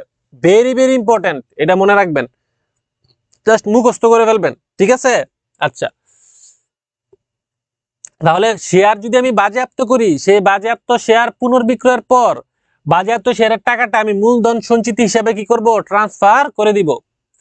এরপরে দেখেন সাধারণ শেয়ারের বন্টনযোগ্য লভ্যাংশ কিভাবে বের করে। নিটলাভ থেকে অগ্রাধিকারের শেয়ার লভ্যাংশটা বাদ দিলেই যে টাকাটা থাকবে সেই টাকাটা হচ্ছে সাধারণ শেয়ারের লভ্যাংশ। ঠিক আছে, আবার একটা কি আছে? সাধারণ শেয়ারের বন্টনযোগ্য লভ্যাংশ কর পূর্ববর্তী নিটলাভ মাইনাস কর মাইনাস অগ্রাধিকার শেয়ার। মানে নিটলাভ দেওয়া নাই, প্রশ্নে বলা আছে কর পূর্ববর্তী নিটলাভ, তাহলে সেটা থেকে আমার কর বাদ দিতে হবে, তারপর অগ্রাধিকার শেয়ারের লভ্যাংশ বাদ দিতে হবে। এছাড়া অন্য যত কিছু প্রশ্নে বলা থাকুক, প্রশ্নের দিকে অন্য কিছুর দিকে আমি খেয়ালই করব না, আমার জাস্ট এই তিনটা জিনিস মাথায় রাখতে হবে। নিটলাভ দেওয়া থাকলে শুধু অগ্রাধিকার শেয়ার বাদ দিলে আমি সাধারণ শেয়ারের বন্টনযোগ্য লভ্যাংশ পাবো, আর কর পূর্ববর্তী নিটলাভ দেওয়া থাকলে সেটা থেকে করও বাদ দিতে হবে, অগ্রাধিকার শেয়ারের লভ্যাংশ কি করতে হবে? বাদ দিতে হবে। জাস্ট এতটুকু মাথায় রাখলে হবে। এখন আমরা হচ্ছে একটা এই কোশ্চেনটা সলভ করি। দেখেন বলছে এবি কোম্পানির 10% হারে 1 লক্ষ টাকার ঋণ, তাহলে ঋণের টাকা আগেই কাটা, ঋণের টাকা আসবে না, কারণ এটা আমরা পড়ি নাই। 12% হারে 2 লক্ষ টাকার অগ্রাধিকার শেয়ার, এটা আসবে। প্রতিটি 10 টাকার 50,000 শেয়ার, 50,000 শেয়ার রয়েছে। কর পরবর্তী নিটলাভ, কর পরবর্তী, তার মানে আমার কর আর বাদ দিতে হবে না। তাহলে নিটলাভ কত? নিটলাভ হচ্ছে 1,24,000 টাকা।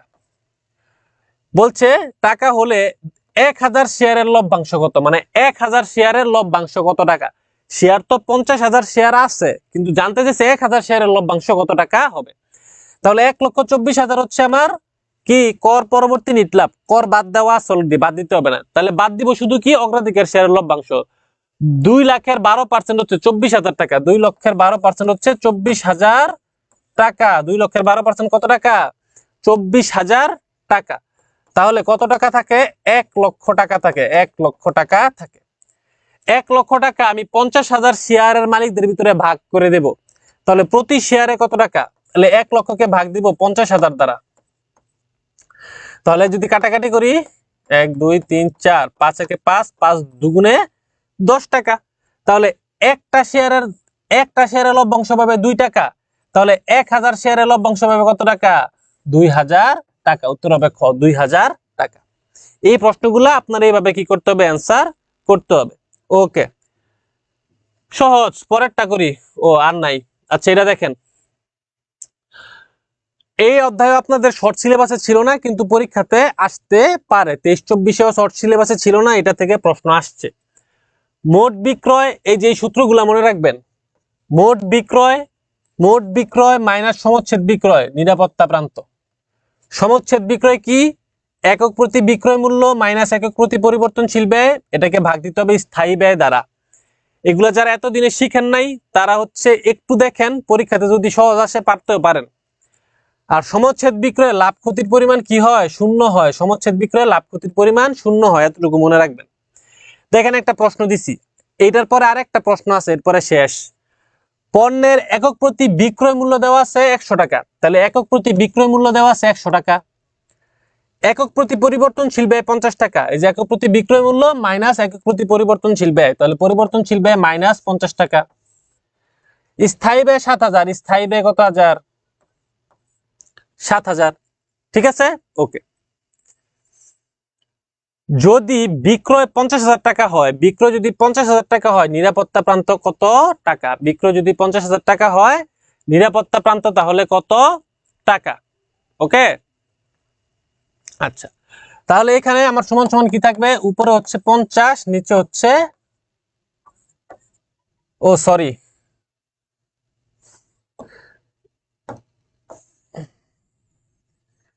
আমরা কি করব? আমরা স্থায়ী ব্যয় থাকবে উপরে, স্থায়ী ব্যয়কে আমরা একক প্রতি বিক্রয় মূল্য মাইনাস একক প্রতি পরিবর্তনশীল ব্যয় দিয়ে ভাগ দিব। ওকে, তাহলে উপরে থাকতেছে কত? উপরে থাকতেছে 7000, নিচে থাকতেছে 50, শূন্য শূন্য কাটা, 5 একে 5, এটা যদি আমরা কাটি তাহলে হচ্ছে 5 একে 5, 6 7 2 4 5 20, 140। কত হইতেছে আমার? 140। ক্লিয়ার? ওকে। এখন দেখেন, তাহলে 140 একক যদি আমি বিক্রি করি তাহলে আমার লাভ লস কিছুই কি হবে না, সেটা আমার সমচ্ছেদ বিক্রয়ের পরিমাণ। এখন বলছে বিক্রয় যদি 5,50,000 টাকা হয়, বিক্রয় যদি 50,000 টাকা হয়, আমার নিরাপত্তা প্রান্ত কত? এই যে দেখেন, বিক্রয় কত হাজার টাকা? 50,000 টাকা, মাইনাস সমচ্ছেদ বিক্রয় কত টাকা সেটা কি আমরা জানি না। কিন্তু আমি সমচ্ছেদ একক বের করছি 140 একক, তার মানে 140 পিস যদি আমি সেল করতে পারি তাহলে আমার লাভ লস কিছু হবে না। তাহলে এক একটার বিক্রয় মূল্য কত টাকা ছিল? 100 টাকা। তাহলে আমার টোটাল সমচ্ছেদ বিক্রয় কত? 140 একক। এটাকে আমার টাকায় কনভার্ট করতে হবে। তাহলে 140 কে যদি আমি 100 দ্বারা গুণ করি হয়ে যাবে 14,000। কত হবে? 14,000। তাহলে 14,000 যদি মাইনাস করি কত হয়? 36,000 টাকা আমার কি নিরাপত্তা প্রান্ত। তাহলে উত্তর হবে কত? গ। 36,000 টাকা আমার কি? 36,000 টাকা হচ্ছে আমার নিরাপত্তা প্রান্ত। তাহলে নিরাপত্তা প্রান্ত কত, এটাই পরীক্ষাতে বেশিরভাগ সময় জানতে চায়। তাহলে আমার এই সূত্রটা মাথায় আনতে হবে, মোট বিক্রয় মাইনাস সমচ্ছেদ বিক্রয় ইকুয়াল টু নিরাপত্তা প্রান্ত। বিক্রয়ের টাকা দেওয়া থাকবে, সমচ্ছেদ বিক্রয় আমার বের করে নিতে হবে।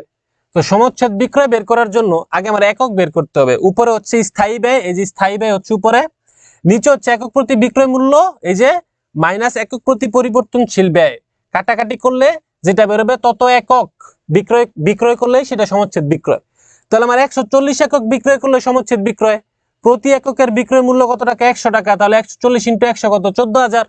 14,000 টাকা হচ্ছে আমার সমচ্ছেদ বিক্রয়। তার মানে 14,000 টাকার প্রোডাক্ট সেল করলে আমার লাভ হবে না, লস হবে না। তাহলে মোট বিক্রয় 50,000, সমচ্ছেদ বিক্রয় 14,000, মাইনাস দিয়ে দিলে নিরাপত্তা প্রান্ত কত হাজার? 36,000 টাকা। ওকে, আচ্ছা। এরপরে লাস্ট প্রশ্ন, এটা দেখেন, এটা থেকে এবার আসার সম্ভাবনা অনেক বেশি। একটা অব্যবসায়ীর অঙ্ক অনেক বছর ধরে আসে না, 2 বছর ধরে আসে না, এটা আসার সম্ভাবনা এবার অনেক বেশি। এই অব্যবসায়ীর চাঁদার অঙ্ক সবার মাথা গরম হয়ে যায়। এটা আপনাদেরকে সহজভাবে আগে বুঝাই, তা আপনারা বুঝেন। আমরা সবাই আর্থিক অবস্থার বিবরণী কি করছি? পরীক্ষাতে আর্থিক অবস্থার বিবরণী করছি। আর্থিক অবস্থার বিবরণীর আয় যখন আমরা বের করি অথবা ব্যয় যখন বের করি, আমরা কি করি? শুধুমাত্র ওই বছরেরটাই ক্যালকুলেশন করি।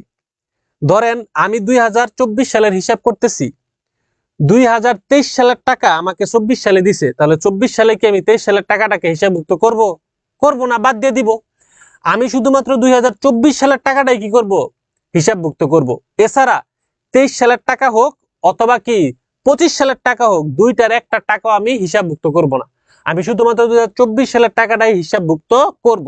জাস্ট এতটুকু চিন্তা মাথায় রাখলেই এই ম্যাথটা কি পারা যাবে। ঠিক আছে, দেখেন বলছে 2022 সালে মোট চাঁদা প্রাপ্তি 3 লক্ষ টাকা।